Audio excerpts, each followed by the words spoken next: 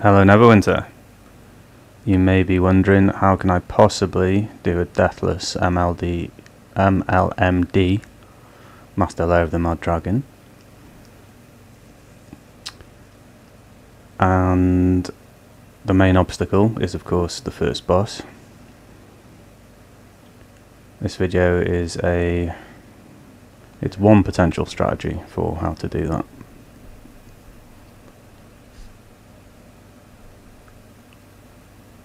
Mainly, it's going to be a very slow, very controlled, pinpoint mechanic run. And this will actually show the mechanics that the boss does in very excruciating detail. So initially, she'll do 2 of those fire circles, and she'll follow it with 1 of those blasts, followed by more fire circles. As I've already showed in the previous video, for the mechanics for this, as a tank you kind of need to keep it in motion, because the way that blast is tracking, if you stood still for too long it's going to hit you even if you move out of it. The DPS here are pretty much fully spec'd for AoE.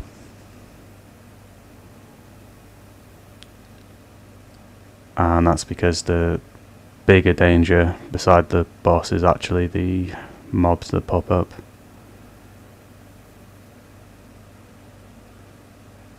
So initially that cone blast comes after, I believe, the first red circle. Once you get down to around 80%, it gets into more of a predictable format, where it goes red circle, cone blast, red circle, and it repeats.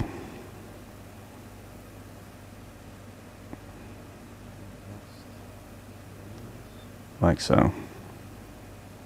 Red circle, red circle, wait for the next red circle,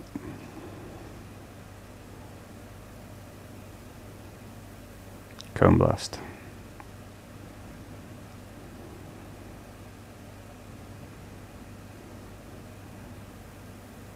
And you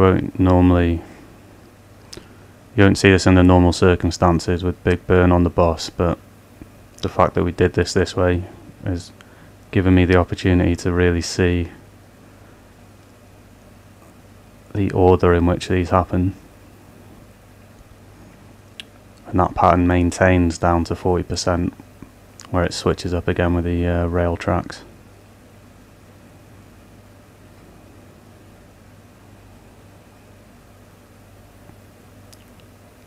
So as you can see from a tanking perspective, it's basically keep the boss down in this corner, make sure it's pointed away from the DPS,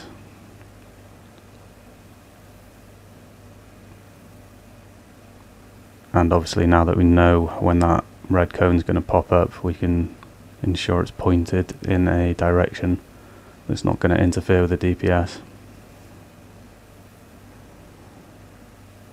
The DPS are running AoE stuns. I believe they're running the Envenom journals actually to get their AP back so that they can deal with those mobs effectively.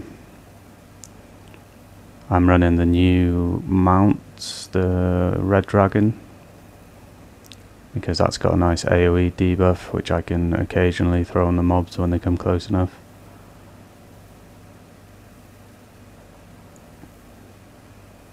The Beacon of Meteor Swarm is also very effective here.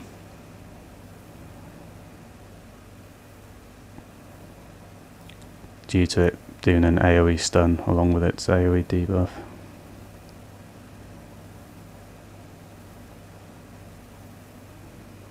And as you can see, it's very slow going, but going slower reduces the unpredictability, which makes it easier to survive.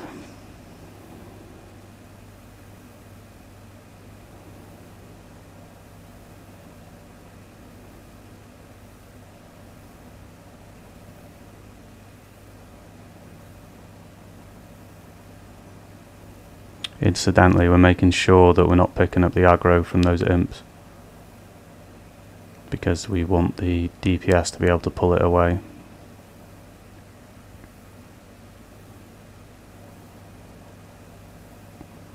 Because obviously, again, if those imps get stacked on top of each other, they start doing the white noise blasts, which are something of an issue when you try not to die.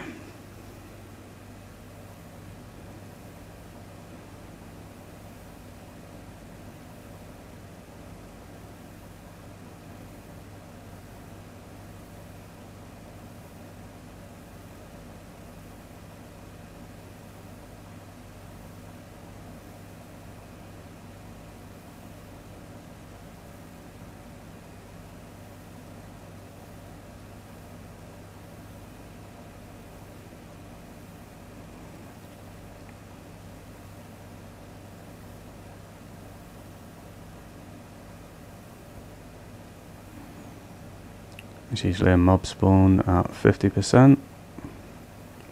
This is probably the most dangerous bit when these mobs pop up. Particularly the succubus. Obviously when people get charmed,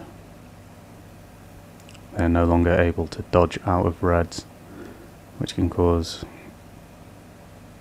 well, can cause death, obviously.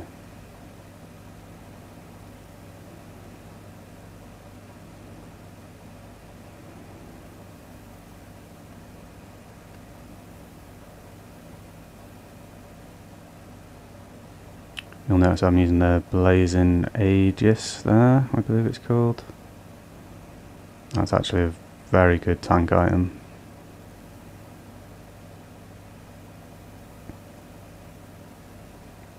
Probably the best tank belt item actually. Although the Dragonfire Hawk and Owlbear can be quite useful for aggro. But the reflection on the Aegis is also good for aggro.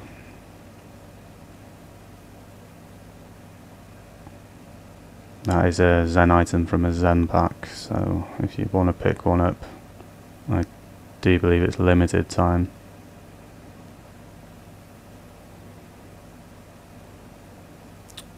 And she phases at 40%. This bit can be particularly dangerous as well, these rail tracks. Obviously if they hit a DPS, it's more than likely going to kill them. So what we do is we're staying tight on this top side, and then we'll just run top to bottom to point the tracks away from the DPS. The idea is to stop the tracks from going diagonally across the room.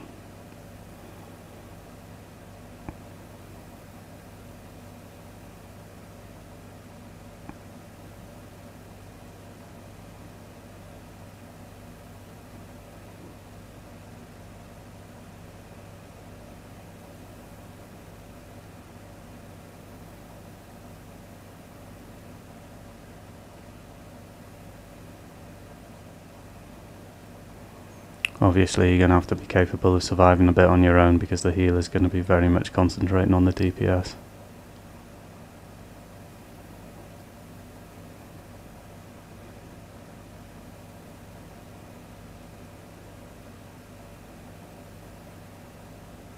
And you're going to want to ensure you don't pick up the blue Rhyme Fire stacks, because that will make it much more difficult for you to survive. We got a bit unlucky here because she decided to spawn in at that point there.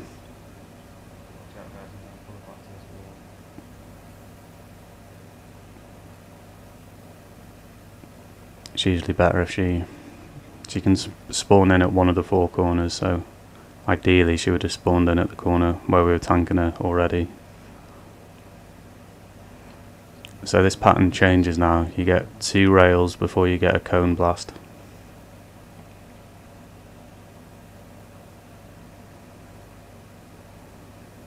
Like so.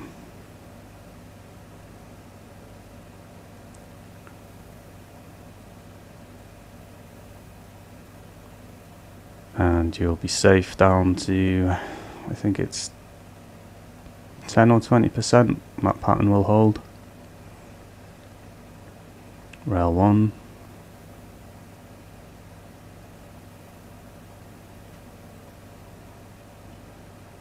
Rail 2. And next should be a cone blast. Stay away from this opening near the boss, there's going to be a cone blast very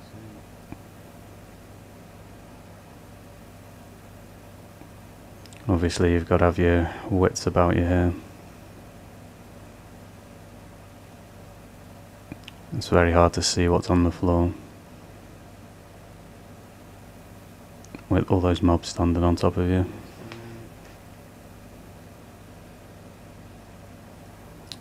Cone blast.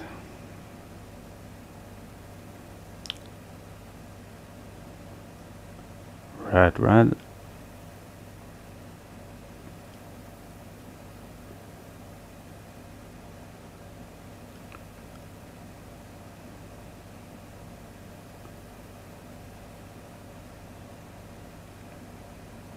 Rail blast.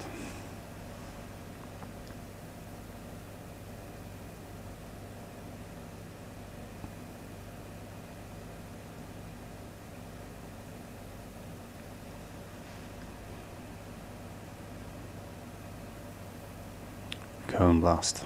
Yeah. So it starts switching up a bit at 20%.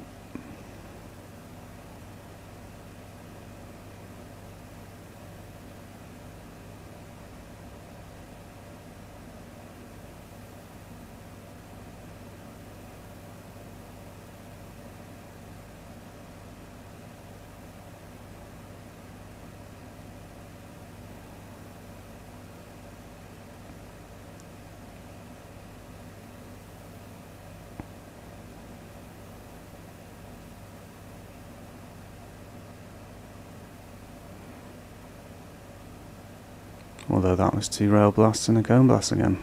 Maybe it does hold. Maybe I'm not seeing some stuff.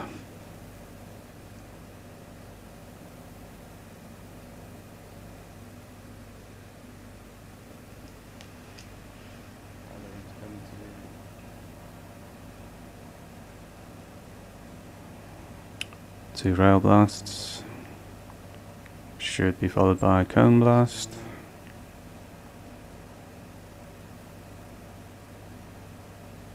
There it is.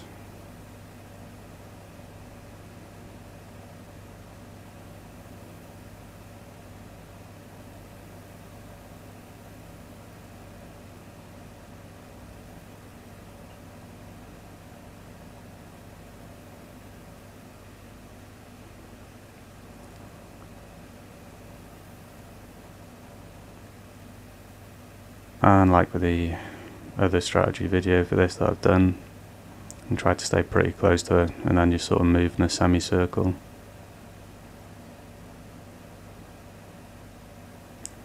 There's another blast. And if you're doing that, like move, stop, move, stop, move, stop, you can generally be in motion when those blasts hit, which gives you a much better chance of surviving.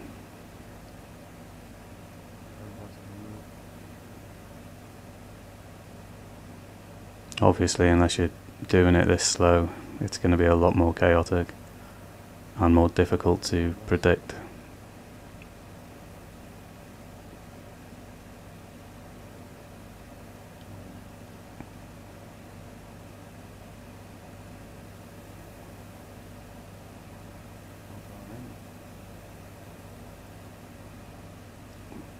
But the general pattern holds true.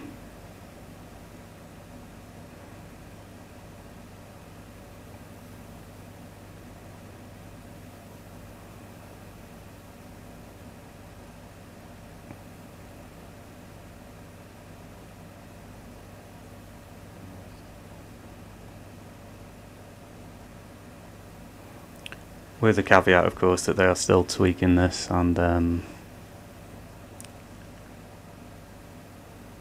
behaviour and mechanics of the boss seem to get increasingly unpredictable the more they tweak it.